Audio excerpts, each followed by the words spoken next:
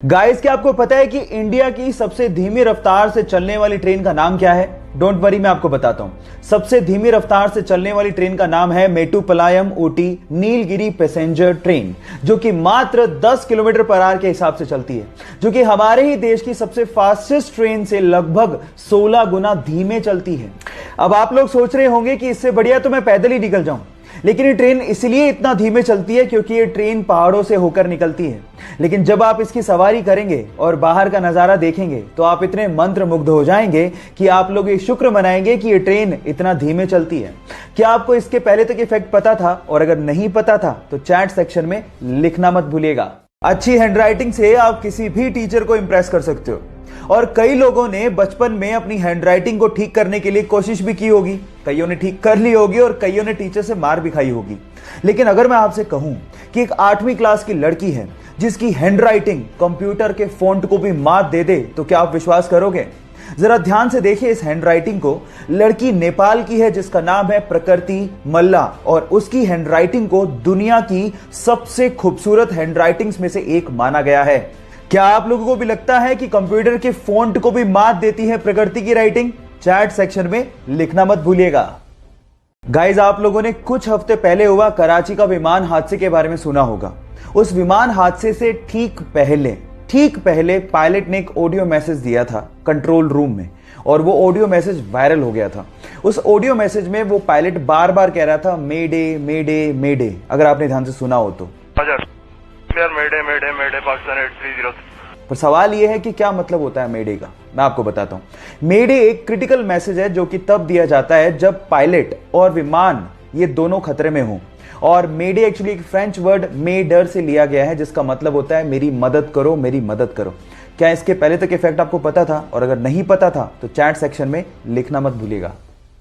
Guys, मान लो आप किसी वजह से अपनी कार में फंस जाओ और आपके सेंट्रल लॉकिंग सिस्टम की वजह से सारे कार के दरवाजे ऑटोमेटिकली लॉक हो जाएं और वो खुल नहीं रहे हो, तो उस सिचुएशन में आप लोग कार से बाहर कैसे निकलोगे? डोंट वरी, इसका भी एक हैक है, मैं आपको बताता हूं। उसके लिए आपको अपनी सीट के पीछे लगे डिटैचेबल हेडरेस्ट को पहले निकालना है, और उसके बाद उसकी एक टांग को किसी एक विंडो के कॉर्नर पे लगाना है इस तरह से, और उसके बाद उसको धक्का देना है, जिसके बाद वो जो विंडो है वो क्रैक हो जाएगा और उसके बाद आप उससे बाहर निकल सकते हो।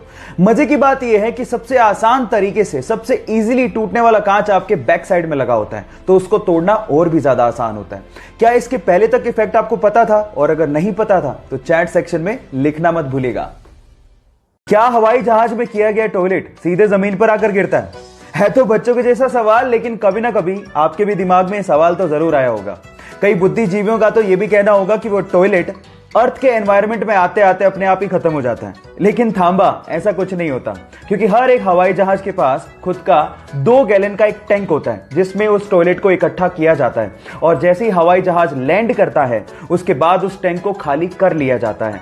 अब अगर अगली बार आपके सिर पे कभी पानी का टपका गिरे तो आप ये समझ लेना कि वो कम से कम हवाई जहाज से तो नहीं गिरा है। क्या इसके पहले तक ये फैक्ट आप जानते थे? और अगर नहीं जानते थे तो चैट सेक्शन में लिखना मत भूलिएगा। क्या आप लोग एडवोकेट और लॉयर में फर्क जानते हैं? क्या मेरे जैसे आप भी यही समझते थे कि एडवोकेट और लॉयर में कोई फर्क नहीं होता? ऐसा नहीं है, एडवोकेट और लॉयर में फर्क होता है। लॉयर वो होता है जिसके पास लॉ की डिग्री हो या फिर वो लॉ की पढ़ाई कर रहा हो। वो आपको कानूनी सलाह तो दे सकता है लेकिन आपके लिए केस नहीं लड़ सकता।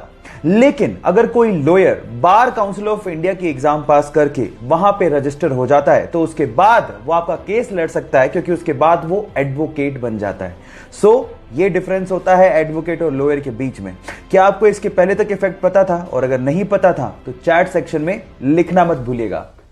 गाइज, आप लोगों ने अपनी जिंदगी में 3 स्टार या फिर 5 स्टार होटल्स के बारे में सुना होगा, मैं भी देखा भी हूं। लेकिन क्या आपको पता है कि इस दुनिया का एकमात्र 7 स्टार होटल कौन सा है और कहां पे है?